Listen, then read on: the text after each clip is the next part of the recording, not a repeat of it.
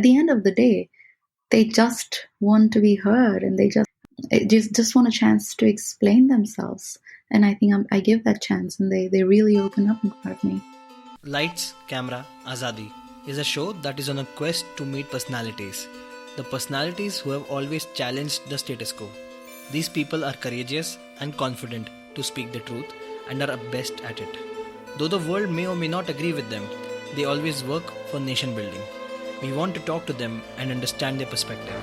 We want to know their worldview, their thoughts, and what gaps do they see in the society, and most importantly, how to live life fearlessly.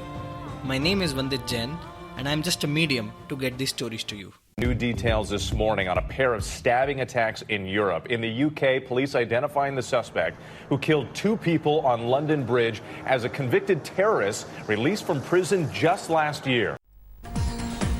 Welcome back. The spate of mob lynchings continues in the country. 2 people were beaten to death in Jharkhand over fears of cattle theft yesterday. The police there have arrested 4 people for the murder.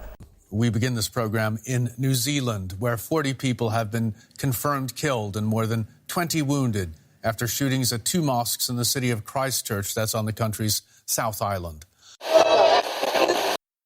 Welcome to a special series of Lights, Camera, Azadi. In the course of modern times, extremism has become a very important conversation of our society. And we often blame a cross-community culture for the violent behaviors. Well, some part of it may be true, but there's more to it. What if I tell you that extremists are living all around us? They sit with us, they go to the same gatherings, they celebrate the same occasions, and they belong to a community. Extremism and violence comes in different forms, but it carries a pattern of thinking, behaving, looking at the world differently and more radically than others, filled with higher insecurities, bigger determination, and a sense of avenging the unjust. Violent extremism is everywhere around us, and fortunately there is a way to know such people before their violent side is activated. Dr Sumaiya Shaikh is an Australian neuroscientist who is studying the neuroscience of violent aggression in humans. It is conducted using techniques from biological psychiatry, neurophysiology, human behavior, genetic and hormonal profiling, and brain imaging. To me, this is super interesting work and very relevant. The fact that we can know much more about radicals present in our society is a mind-blowing discovery. I reached Dr. Shaikh via email and she was extremely responsive. Her personality was full of warmth and friendliness. Even for a moment, she did not make me feel that I am uninformed about the topic, which to be honest, I was. She gave me quality time and we did our talking, which makes 2 episodes of this series. She is also the founder of Alt News Science, a fact-checking website missioned on debunking fake news around science. In the first episode, we have spent significant time understanding pseudoscience and the fake news around it, and slowly we have gone to the exciting methods of understanding extremism by Dr. Shaikh. So without further ado, let's go and meet Dr. Shaikh. So 3, 2, 1. Hey, hi Sumaiya, welcome to Lights, Camera, Azadi. Hi, Vandit. Thank you. Thank you so much for being on the show. How excited are you? I'm pretty excited. I think this is my second podcast. So I'm pretty excited to do this. Yeah. What is the current state of your mind, if you have to define it? I would say throughout the day, I'm really frantic. Every day I'm frantically checking what's the situation across the world, what's in the US, in Europe, across Australia, where my family lives, and of course in India or in general South Asia. I'm checking how many people have been infected, how many of them have died, have they got anything to counter this infection, or what are precautions people are taking everywhere else in the world. So it's a very frantic situation. Like, you have to be on top of information all the time. I'm not sure if it's going to help, but certainly there isn't anything that I can do. I'm not productive at all. So I'd rather keep up to what I was doing. In particular, the things that are coming out in form of treatments and therapies, my mind is generally, chasing, are they going to work or not? And if they're not, why not? So that's all I've been thinking for the last 2 to 3 weeks, I guess. talk to us about your journey, which began from what I read begins from India and like to begin becoming a neuroscientist and finally settling in Sweden. So I'm actually not Swedish. I have been here for over 4.5 years. I think it's going to be 5 years in December this year. So I am an Australian. I left India when I was in high school. I was quite young. I had I was in Gujarat. It was 2002.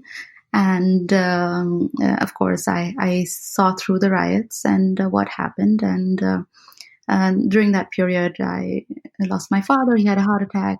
There was a lot of stress.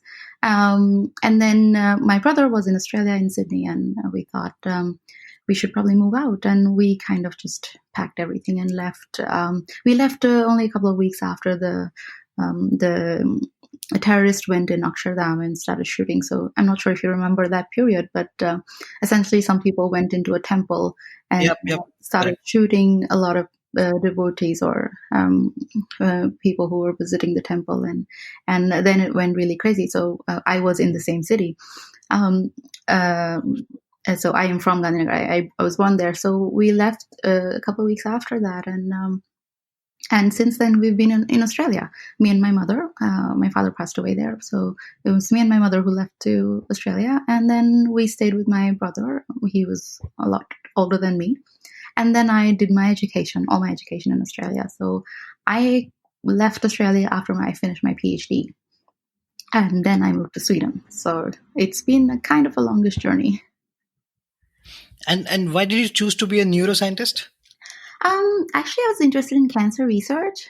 The human suffering has always intrigued me, and I always wanted to. I mean, I've seen so much suffering in 2002, and before that, and in general, I could never understand why did people have to suffer so much, and I really wanted to think what's the best way to actually work around it. And when I was in undergrad, one of my professors, she was a researcher. She was a very known researcher of cancer drugs. And she had told me that if you wanted to chase something, there is no better way to work in cancer medicine, because that's where it's the most it adds to the most amount of human suffering. But that's in medicine, because a lot of people do get cancers and we want to find new drugs for it all the time. But as my mind grew, and I understood that it's not cancer that they really have a problem with, it's the pain that comes with it. So my research, when I started my PhD, I didn't start it in cancer. I instead went into pain research. So why do people feel pain? All sorts of pain, chronic pain. So basically, when you present yourself to the doctor, one of the biggest things that you present yourself is due to some sort of a pain that you have, and not because of the actual problem. And I thought maybe this is a good thing to work on. There were many new research projects around me at that time. So that's when I went into neuroscience, because pain is a manifestation of things happening in your brain. So that's how I studied the brain and the spinal cord. So that's how I entered neuroscience. But now I'm completely into a different field. It's in psychiatry. It's still a part of neuroscience. Pain does feature on and off. And understanding pain does give me an insight on how people process emotions and, other aspects of psychiatry, fear in particular. So that's how I ended up in neuroscience. And then I got a postdoctoral stipend fellowship from here, the University Hospital in Sweden. In my town. So after my PhD, I moved here, and then I started my research in psychiatry. Great. And why do you say is neuroscience relevant in today's world? Oh, absolutely. Like all of our thoughts, emotions, behaviors, actions emerge from our brains. And if anything that has to be studied, it's this. I mean, yes, everything else is important too, your social life, your economics, your political life, but every thought process emerges from your upper half of your body. And that's where you should be learning, why do some people behave or think in a particular way than others? And for somehow the worst type of human behaviors can be controlled, I think there would be nothing better than that. Like to hold that thought, Sumaya. Right. But before that, I was really interested to know that how did you got associated with alt news, and Aha. how did that association began? Yeah, so Pradeep was a friend of mine before he started this. He used to run a website called Truth of Gujarat before, when his father was alive, and he used to document a lot of the things that his father had worked on. His father was a successful lawyer, and he was also a PhD. He was a physicist. But then he was quite active politically. He would on social media in particular. And then when I met him, I think 2016, he was talking about this idea that he wanted to put forth. He wanted to have this website, Alt News. At that time, we didn't know it was going to be that. We talked about this website where he would counter misinformation, political misinformation. There was nothing about science at that time. But of course, his dad was a scientist. His mom was a scientist as well. But so he had a scientific frame of mind, but we never talked about science at the time of the conception. So Alt News started, and a month later, and we were having conversations about why do people believe in misinformation, because he always wanted to pick my brain on why do people believe in misinformation? Why do people fall for it and vote governments that actually perpetrate some of the hateful misinformation that comes out? So and we would have a lot of conversations around it. And a month later, Alt News started. I said I wanted to start Alt News Science, but using your platform. And then I started writing articles. I wrote my first, and then he edited and he posted up, and there was a pretty good response. It was mostly focused around pseudoscience. There's a very little political angle to it. He never pushed me into helping him out with actual alt news, because I thought he thought my time was spent better elsewhere. But then when alt news science really picked up, we thought, okay, we should expand what we have. And so many people don't know that alt news science started just a month after the actual alt news, but back then it was just me. Now we have a couple of writers here and there. Almost everyone's either a scientist or a clinician, like a doctor, and they're writing for us, but they're all scattered across the globe. I don't meet them on a day-to-day basis. It's a very unique situation. So when I started the science platform, I used that as my exclusive publishing platform for scientific misinformation. So that's what that is. But it was a very interesting idea for me. I've been chasing misinformation in science for more than 10 years. I actually worked in an alternative medicine research project before I started my PhD. And this is a very funny, interesting story, because most people think that, it's just 3 years that I've been, got into this whole misinformation thing. It's just because, I want to criticize the government. That's not true. Way before my PhD, it was around 2008 maybe, or 2009. And this was in Australia. I had known nothing out of Indian politics. I was just completely detached to the whole, whatever politics was. I was heavily focused in research and science. And I started this research project with an Australian professor, and she was doing acupuncture in breast cancer patients, because I was interested in cancer back then. And I was analyzing her data, and the placebo, which is basically the jack without the needle in, but the patients can't see that one is with the needle and one is without the needle. Correct. Yeah. So sorry, that was acupuncture, not acupressure. So the one with the needle in looked from the outside exactly the same as the one without the needle. And when they used this very cleverly blinded acupuncture technique on breast cancer patients, the patients who had no needle actually produced better results with the pain reduction. And I asked her, why is the result this way? And she's like, it can be like that sometimes. I don't know. And that paper never got out and published. And I started exploring how placebo could have more impact than the actual treatment. And I realized that even the actual treatment was in some way placebo. And then I started exploring other things, Chinese medicine, in particular the traditional Chinese medicine, which is very similar to the herbal naturopathy and some of the Ayurvedic stuff that India practices. And then I realized how a lot of these things are very similar.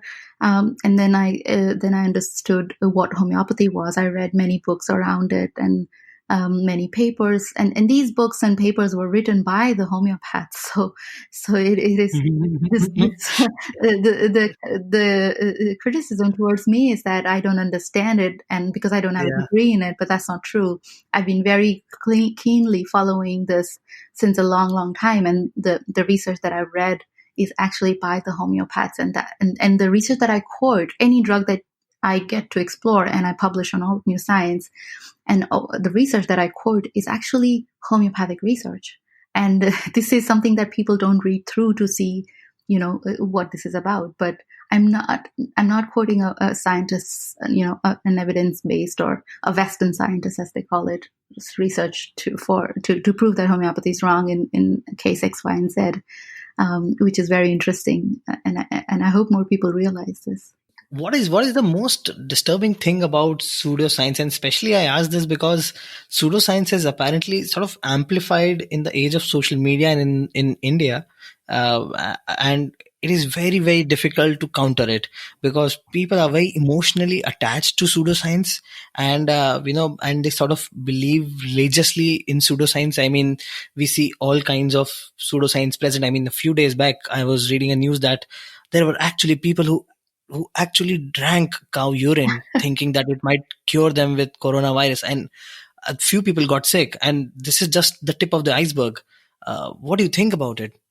Well, I think the only way to counter pseudoscience is to actually present it with some sort of evidence. I know it's still a long shot. Like, I have been doing it for 3 years and it's not working in the same way as it should, but I've expected this.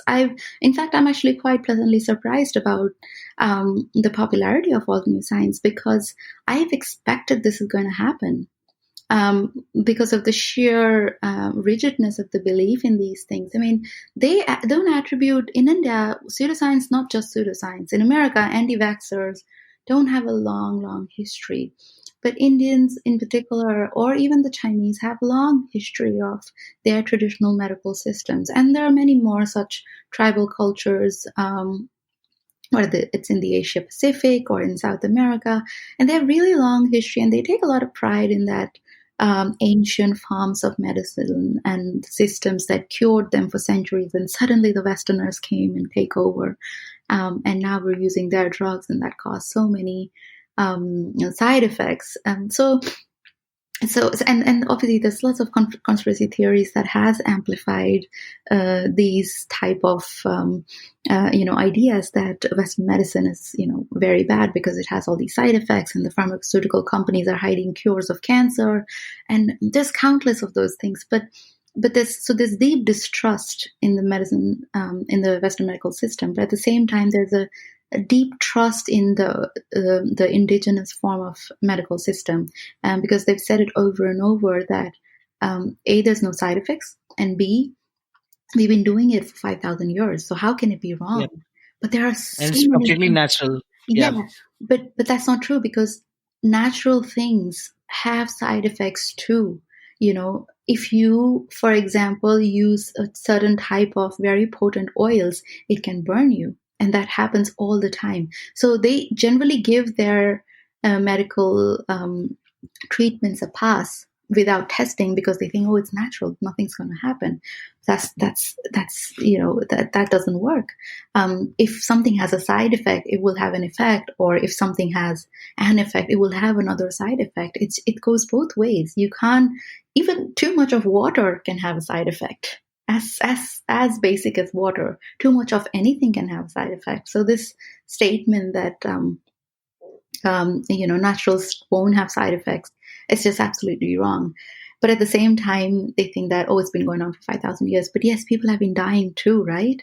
We haven't been able to increase the average age since the last 5,000 years until modern medicine came into the picture.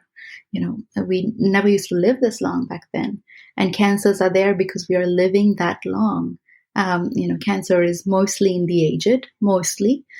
And we've been just living that long. That's why it is so prevalent now and it wasn't before. And of course, our lifestyle and diet has become extremely terrible.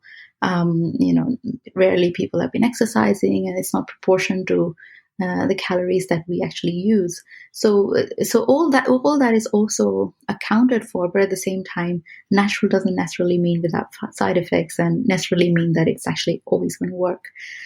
So to counter it, it's better to use evidence as opposed to anything else. I mean, I can just come up and say, okay, this is wrong, and this is not going to work, but unless I give the proof, and this is also a style of alt news in general, because there is a systematic way of proving something right or wrong with all the evidence. So we're not selling an idea without a proof, saying because I said so, because I have the authority here, because I have a degree, I said so. No, we're asking you to be the judge, and our information systems have been so dumbed down for a lot of people that people want really quick, simple, easy answers.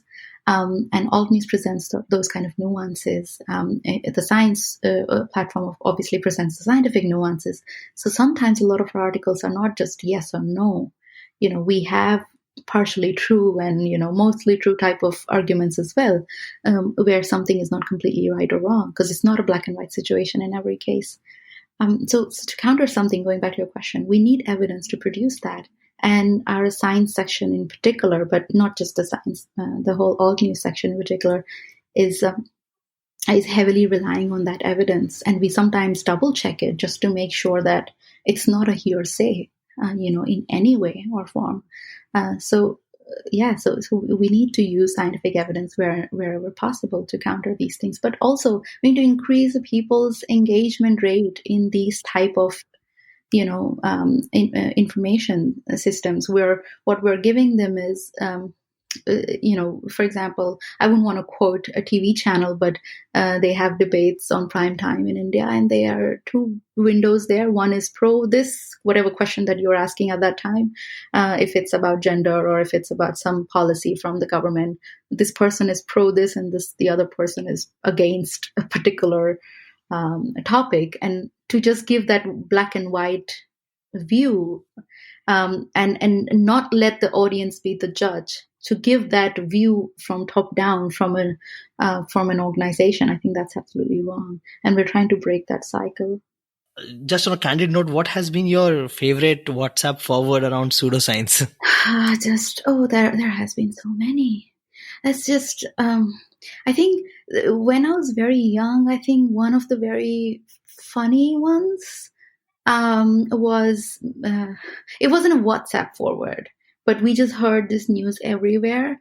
It was running, I think it also came from Pakistan in some way. It was running a car from water, and I think I laughed really hard at how it was possible.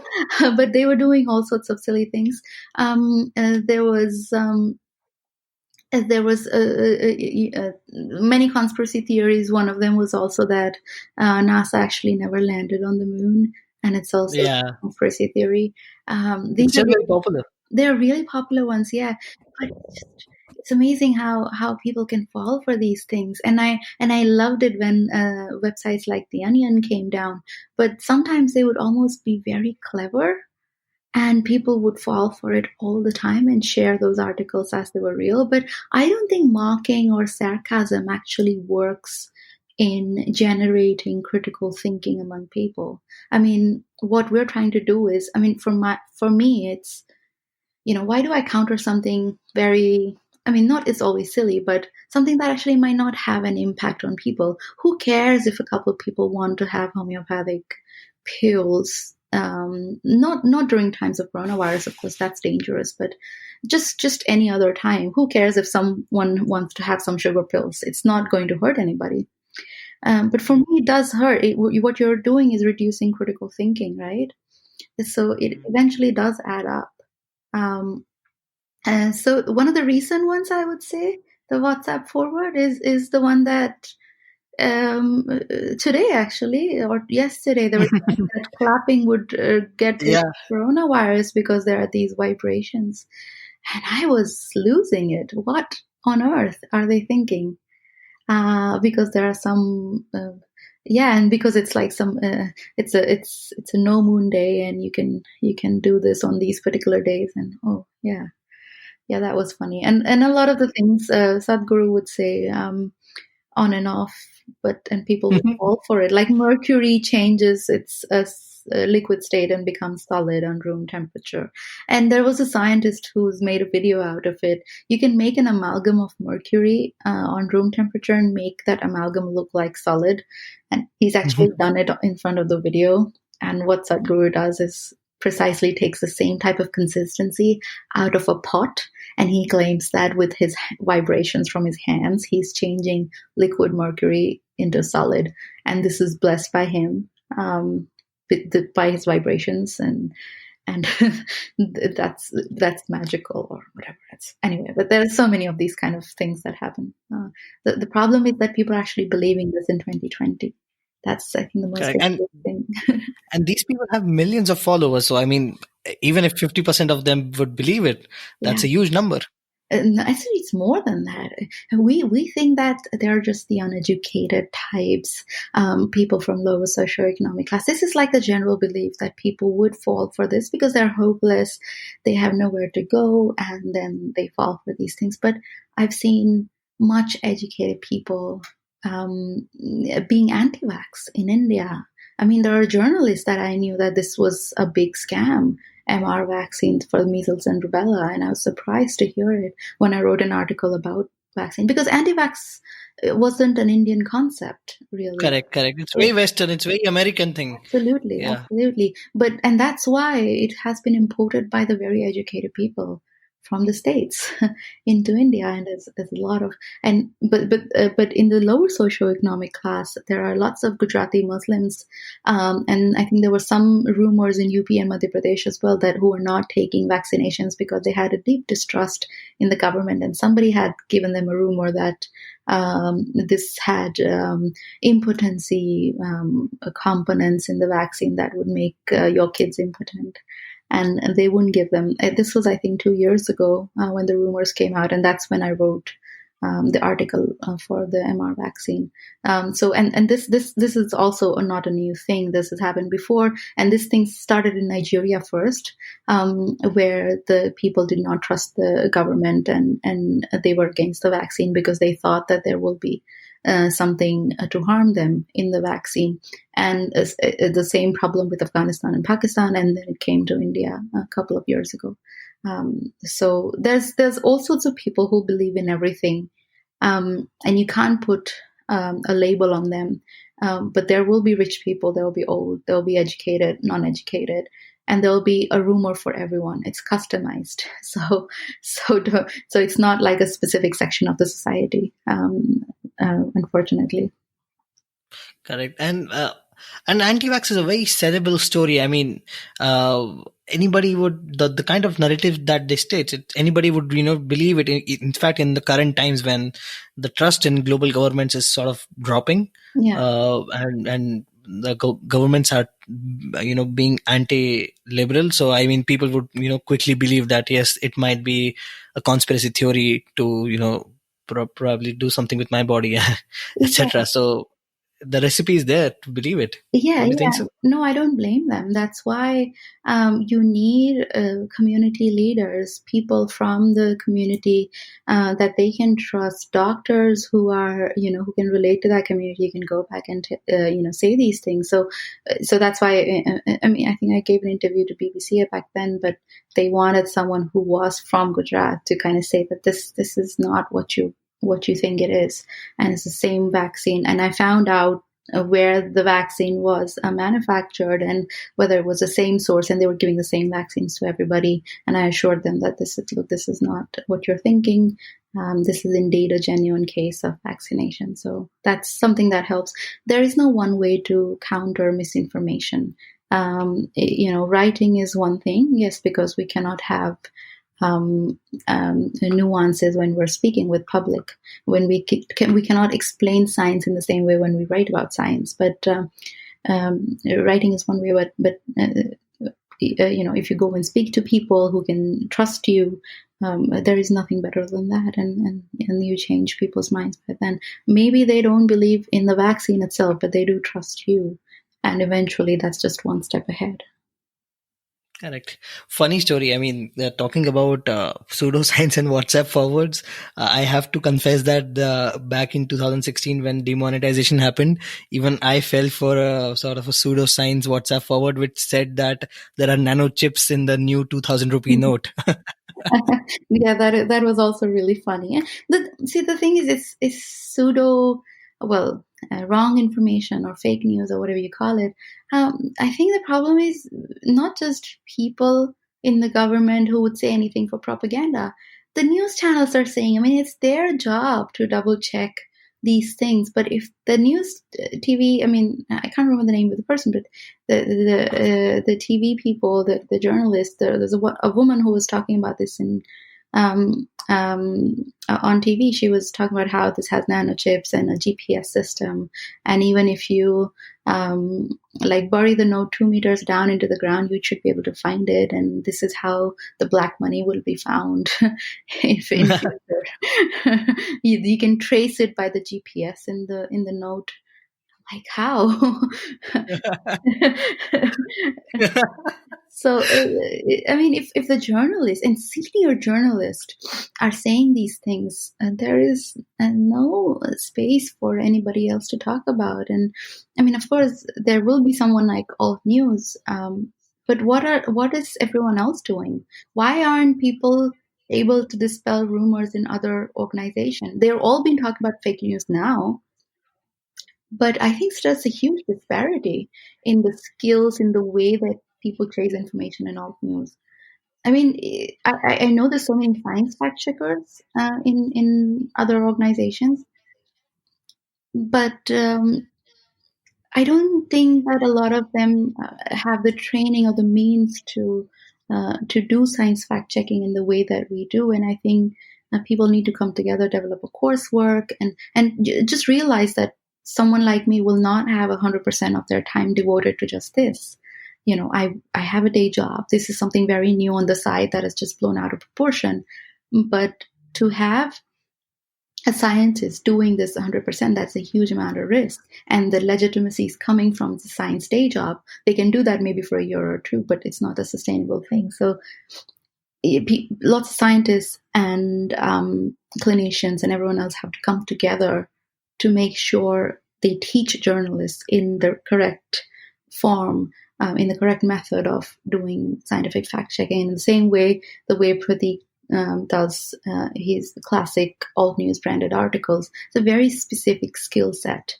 We're subject matter experts, but even as a scientist, I'm not an expert in every part of the medical system, but I know how to find information. And that's what you need to learn. And I think there's a huge disparity in the skills in the journalists. And I hope eventually we come to that point. But we need to do a lot of work to come there. And we haven't been doing enough. What part of your job you find very difficult to explain to, a layman or somebody who you would have just met? So my day job is super interesting for me. I think my alt news job, which is it's not a job, it's really my hobby to start with, which has now grown out of proportion. So it's taking all of my weekends and some of my weekdays during the evenings that I spend doing this. But that is actually getting very silly and boring for me, the alt news work, because the kind of information that I have to debunk is just absolutely mind-blowingly silly. And that's not challenging at all for me, because I'm not used to reading such kind of the papers that I have to read to kind of say that this is not up to the scientific standard, that this drug that the government or the scientists have tested, it's not going to give you what they're claiming for. It is so silly. Those research papers, they're very, very simplistic. And so now it is boring. Now I realize that I have to do it because there is a necessity for it. But it's not challenging now anymore. And I really hope that I'm able to. It's just about how we need more people to get to the point where we can make a case that look, you need to produce better standard, better quality work in order for people to believe that your alternative drugs are really working. But my real job, my day job, is so challenging, so interesting, and one of the most fascinating things that I do. As I said to you earlier, I was in pain research. Now I'm in psychiatry, but my psychiatry research is about underlying my day job or my science job is to find the underlying mechanisms of people's behavior and emotions, in particular violent behaviors, and why people become violent in the first place. And it's not psychology per se. I would say it's biological psychiatry. So what I do is I take healthy people and those people who are affected with trauma and adversaries, and use genetics, physiology, behavior, brain imaging, all sorts of these wonderful techniques that neuroscience has to determine the risk or the predictive risk of a person's ability to engage in violent behaviors, and a very specific type of violent behaviors. We're not talking about ordinary types of behaviors where people, So the technologies that neuroscience offers are super fascinating, and they include imaging of the brain. For example, we have genetics that we use. We use physiology, which is like measuring heart rate, and the EMG, which is the electromyogram of your muscles, because they kind of give you whatever your facial expression is. If you stick them to the specific parts of your face that are responsible for your emotions that we can't capture with our naked eye, but these electrodes will be able to see the very little, voltage potentials across your muscles if they move, and we can see if they're frowning or smiling through those histograms or electromyograms, and then we use behavior, we use sweat release, and these are the things that people can't control themselves when they're engaging in a certain type of behavior. For example, people can lie and all that, and say, oh, we've done this, and people can choose to not engage in that behavior to say that to kind of make us feel that, okay, they might not be that aggressive or that violent, but the other things that we record simultaneously kind of gives a good impression. So if I were to say that, oh, you were genetically capable of engaging in heightened violent behavior, then it's wrong. It's a lot of different factors that contribute to it. And studying the brain is not studying the brain in its isolation. There are other aspects of the brain that contribute to the behavior, but it's all processed in the brain. So the idea is to form a paradigm where we can predict why some people are extremists who engage in violence versus some who are extremists but who are non-violent. So, for example, we find radicals everywhere in the society, right? But we know that not everybody in a terrorist organization is physically engaging in violence. And without those people who physically engage in violent behaviors, the entire organization is nothing. So if we can only deal with the people who are engaging in violent behaviors, we actually take an organization down. For example, white supremacists, they are violent, people who riot, people who murder and kill people. And then there's others who are just internet Nazis. And and they're just radicals. They can just perpetrate, and say, we have to shoot these people. But unless that shooter actually goes in to a shopping mall, in a school, or a mosque, the damage is not actually done. Nobody gets killed. So we have to find those people who are, in a group of radicals. Who are those people? How do we isolate those people? And how do we make sure that when these people are isolated, what is the mechanisms behind their behavior? And once we find their mechanism, we can hopefully reverse that. I mean, it is almost like addiction. They're addicted in a certain way, and if you can change that behavior, you can reverse addicts. You can also reverse this type of behavior as well. So it's kind of a long shot from here, but we've started working on it, and this type of research has been going on for a long time. It's just that for the first time in my lab, I have developed this new way to measure this type of aggressive behavior, which is not retaliatory. It's not like in response to someone else's aggression. It is very much like the terrorists engage in. I mean, you must be familiar. There are these gun shooters in the Delhi during the Delhi violence, and they were shooting at the protesters. And I'm like, if people are blaming the politicians, but what if the politicians will be there? If they're radicalized enough to say that we want to shoot a bunch of people, they're still radicals. But it is very unlikely that they would not pick up a gun and do the act themselves. So who are these people who are actually engaging in behavior? Who are willing to do this? Who are willing to do this for them?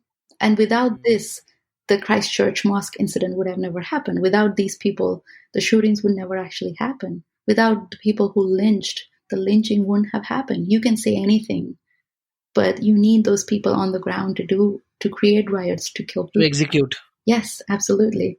And I'm interested in that because we can't, the behavior of radicalization alone and the behavior of violent extremism, there are two different concepts in neuroscience. We can't say this is the same group. And what terrorism research does is they put them under the same label, because I can understand that that's political science and that's how they do research, because they don't see this, what I see, because it's all coming from the brain. And these are clear different types of people. And if we isolate the two and only work on the ones who are more damaging, who are the actual executors, as you put it, then perhaps we will reduce a lot of the damage. We will probably be saving lives. And then, yes, the political scientists can look at the radicals eventually. Can you throw some light on some interesting trends that you have seen in people who engage in violence? And I think you have interviewed quite a lot of people. Yes, I have. So I've interviewed a lot of people. That includes white supremacists, that includes Islamists, jihadists, who've actually, so these are not the people who are just radicals. The people who I've interviewed were people who've engaged in violent crimes before. Some of them have also done their time, in prison and then come out and now free. Some of them have been out on a bail. I would say, I wouldn't want to take names at this point, but I met some of the people who were charged with riots in 2002. And now a lot of them are out on bail. I mean, obviously the person assumed that I could not be Sumaiya Shaikh because I don't look like I am from a Muslim community in Gujarat, but that was his loss, because I said my name. I did not say my last name, but I said my name, and he just assumed my caste. And I said, look, I don't think I am from that caste. And he did a lot of weird things to confirm that who I was. And then he just signed me off as a naive NRI. But anyway, and I met a couple more people, not just him, but him in particular. These people who engage in violent crimes, and again, I would like to differentiate the violent crimes that you see as a retaliation to something, when like tit for tat kind of thing on the street that people get in a fight or something. That's not the crime that I'm talking about. I'm talking about these type of rewarding and motivational type of crimes that targeted. Yeah. Yes, targeted. You're not under direct threat, but you want to go and kill or shoot or lynch a couple of people, but you will still be safe, and you're going to be safe. You just want to do it because you feel good. You feel rewarded in your head, and the reward is not something that is going to come after. The reward is the violence itself. They feel the gratifying feeling. Yes, of violence. Yes, absolutely. So that's the rewarding violence that I am studying, and I'm trying to differentiate the mechanisms of that type of violence from the other types of retaliatory or instrumental violence, as we talk about. The instrumental is essentially for a goal, which is like money or power or something eventually. So, if you murder someone because you want to steal from them, that's instrumental violence. But this rewarding type of violence is what I called appetitive violence, from appetite. Like you have an appetite for it and you go for it, and it kind of satiates you in a specific way. So that's what I am trying to explore. And all these people that I've interviewed, whether it's the white supremacists or the Hindutva terrorists or the Islamists, they have fall into more or less the same pattern. They have the same ideas, and even the conspiracy theories, the reasons for them to engage in this type of violence are pretty similar. That their religion is under threat. It's one of the popular beliefs. Sometimes it's also not about religion. I saw so many neo-Nazis who were actually not religious. It was more about race and ethnicity, or they just bind to a community. It's the community and purpose. What is the purpose in life? What is their identity and what is their community? It could be a religious community or just a race. And as long as you identified as a white person, as a Muslim, or are you a Muslim Pakistani, or are you Muslim from, say, Syria, or as long as you identified to that community, and it could be any community, or you are a Hindu from this part of India, and you want to do, or there's a tribe even within that, and the person that I met was of the upper caste, and he was really, really proud about it. And he also invited me, and it was very, it was very different experience for me, because he also invited me over next day to his house, and he wanted to have lunch with me and things like that. So he was very fascinated by me, as I was fascinated by him. And all the people that I've spoken with, they've been very extremely polite, extremely courteous. So they never look like they are these aggressive, angry people. A threat. Yes, they're a threat. Yeah, and they're actually, keen to talk about their life way more than anybody else, provided that we don't feel like we're going to be threatening to them. And I've spoken hours and hours with these people.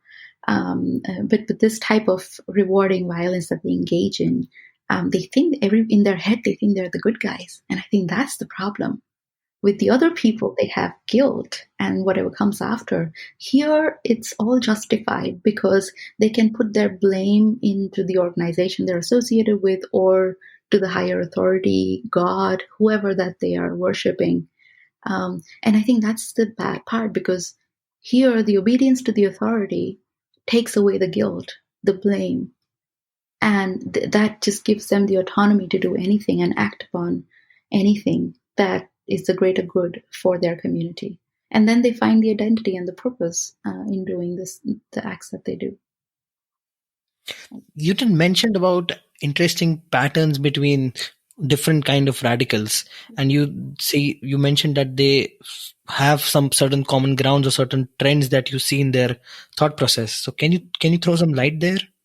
And the biggest threat is economic and a social extinction. I think, in the West, it is something like they're taking over our jobs, and, we need to have a sovereign white nation where we control the means of production and the power to, distribute them. And in India, I would say it's about it's also population. Population is one of the biggest things that has been talked about. The whole Hindu khatre mein hai, we need to eliminate them. I mean, in Gujarat, for example, where I come from, the whole population of Muslims in the entire state is about 10% or so. But in my city, where I experienced some of the things, it's the capital, right? There were 0.2% Muslim population, and we almost know each other. There were so little of them. And they were mostly middle-class families whose main breadwinner worked in the government, and they're pretty assimilated. We did not know how ghettos looked like. I've never lived in ghettos all my life. Mostly had non-Muslim friends. Never had any Muslim friends. And how could those people be threats in general is something that I would never understand. But the fact is that the smallest population was the victim of this crime, because the majority thought that these were the ones who are going to take over. I think that is a fear or a threat of an extreme kind, because the numbers that are given are almost simulated. They're projected from far distant in the future, and they're like, if you don't do something now, it's you're going to lose your generation. You're going to lose your power in the country. But it's the same thing with the Islamists. What is happening over there is, the Syrian civil war, and a lot of people, particularly I've spoken to the Islamists who are Americans, Canadians, who have gone to Syria and Egypt to fight. To support. Fight Oh my in the God. Civil War, because after the Civil War ended, after the Syrian Civil War, during the Civil War actually, so during the Civil War, a lot of these people got radicalized from US and Canada and the UK and the Europe, and went to Syria because they thought that the people from their community were at risk of being extinct, and they wanted to support that. And the fact that these people never had problems in their own lives. They had extremely comfortable lives in the West. They left that because so the victimhood doesn't necessarily mean that you being faced atrocities in this particular country and you're fighting and becoming a radical. You can associate with someone and think that that person is from the same community and identity as you are, and they are your peers, and just because you associate them as a Muslim or as a white person or as a Hindu, you have to show solidarity and be the same. And so why are these well educated, rich, no problems in life type Muslims going from the West over, and if Muslim propaganda or Islamist propaganda, I wouldn't say Muslim, but Islamist propaganda, so why isn't it working with everybody? So that's a distinction that many people don't get. Not everybody is politically sidelined. Not everybody. A lot of people do feel part of the society. Now it's a different thing, because now everywhere the far right governments have taken over. But a lot of the Muslims went and said that they had absolutely normal childhoods in the West growing up, and they still took up arms and went to Syria. And it's a very interesting phenomenon. And similarly, the white supremacists, not everybody is traumatized. Yes, a lot of them were traumatized in one way or another, but not everybody has a history of trauma. Not everybody everybody has had a difficult childhood, but they still want to go and fight for a certain cause. It's a feel good factor. It's the immunity of the group. The fact that you can blame it on an organization. And then this community and this brotherhood that they get out of it. It's fascinating to learn how different factors kind of interplay and that behavior is accepted, that violence is celebrated and accepted. So there's nobody to internally condone them. And if somebody else is doing it, that's an outsider. So that changes the perspective. Very interesting. And when do you approach these people? What do you pitch? I mean, why do you want to talk to them, and why do these people agree to talk to you? I was just curious. I've always been interested in that question too, and I've always asked them why they're interested in talking to me. And in retrospect, they feel that I don't judge them, and I just want to understand what their experience is and why they did some of the things. A lot of the people also don't find me as a threat, because at the end of the day, a woman scientist is not a threat to a terrorist. So that's the threat.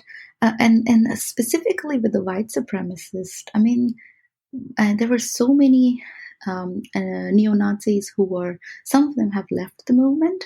Some of them were actually currently in the neo-Nazi movements in the US. And they all wanted to talk their heart out in front of me. And I was very curious about that. And they all said that, there is one intelligent woman who can give them a perspective, who can actually answer some of the questions that they've been wanting to answer themselves. And who is not judging when they are talking. And it's actually heartening to see some of these people opening up. At the end of the day, they just want to be heard, and they just want to be, just want a chance to explain themselves. And I think I give that chance, and they really open up in front of me.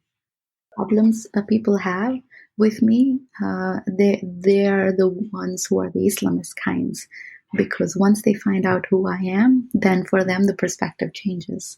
I am like one of their, they feel protective about me, and they're like, okay. One guy who I had spoken with, he wouldn't even look me in the eye, and he would never address me with my name. He would keep calling me sister, and I was a little creeped out by that. because I had never spoken to him before.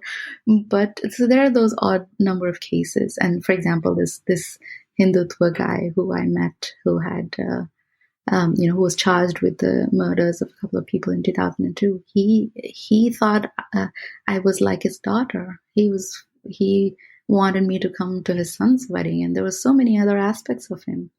And I was actually scared from him because, what if he would have an explosive incident at that time because of some wrong question that I've asked? But he was super protective about me at that time. He was like, "Oh, don't be here. There's nobody who's going to touch you. Don't worry. Don't go here. Don't go there." I'm like, wow, this guy doesn't really know who I am. But so he was super protective otherwise, which is fascinating to hear. But yeah, they would never have a problem with me. They would want to open up. Even the white supremacists who are actually against the migrants who look like who take their job. Brown people. Yeah, exactly. They I look like the people that they're against. And I asked this person this question to that specific person who actually he started a neo-Nazi white supremacist organization in the US. He's really popular, and I'd rather not take names again. But I asked him what does he think about me, and he said, "Oh no, we don't have problems with migrants like you. You're educated. You're a woman." So for some reason, I'd become an exception, which is I don't understand why, but that's what the case was. Maybe he couldn't say that to me, but because I asked him, "You do know how I look like, right? I mean, I can this type."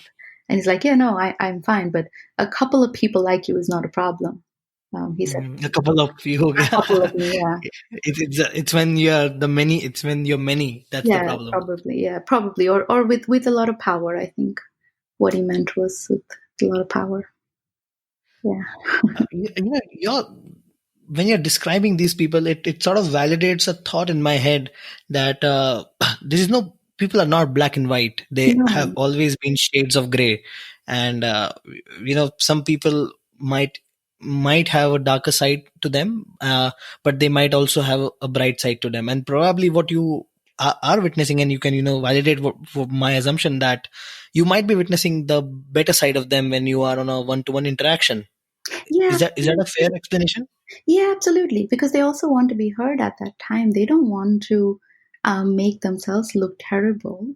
And they really confess. And there was a very unfortunate incident recently. I had been speaking to a neo-Nazi last year, and he had a brain injury, a frontal lobe brain injury, and he had lost a part of his brain.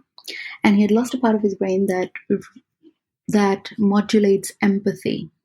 And I'm gonna make it as simple as possible. But the area of the brain that was involved in reducing impulsivity and empathy, that was gone, or that had a lesion. And because of that, he had stabbed a few people and done all sorts of ridiculous things. And he could not control the impulsive, violent behavior that he was engaging in. So, and he'd been to prison in the US, in Coxsackie. But he got so convinced that I was the only one who was helping him out. And every time he'd lose a job or have something wrong with him, he'd say he'd want to speak to me. And I really saw him changing and wanting to change for the better. And he said that he felt bad about what he did, like stabbing people, because of the consequences that came afterwards. And he knew things were going to go down for him from here real bad. But at that time, he could not control his impulse. And then he killed himself last year. And I was very disappointed that I could not help him through his journey, and he just ended his life. And then obviously he was very impulsive, so he could have just done it on the impulse. But these sort of people happen to talk to me all the time, and they think that they can put all their trust on me. But I don't know what they will be at a specific time when it's time for them to fight or flight. There's two responses from your body when you're, pumping adrenaline and things are going bad around you. There's a specific situation. We don't know how they're going to behave in those certain situations, and I wouldn't want to be around them. On a far distance Skype call, yeah, for sure. But I'm not sure if that person who thought I was helping him all this time would be behaving if I was right there. And secondly, because we know that these certain aspects of our brain control our behavior to this extent, it is insane that we haven't been looking into neuroscience since the dawn of the day. I mean, we've been investing as a world, as a civilization, we've invested so much money since the War of Terror and before, and even until now, on doing research on ideologies and why people do it. But I'm sorry, the ideologies are not there. This instinct of being violent has been existing forever. I mean, now it's become, it's looked down upon to engage in terrorism behavior. But at one point of time, which is not even 100 years ago, this was a virtue. The stronger you were, the more powerful you were, you would be able to have more and more territories under your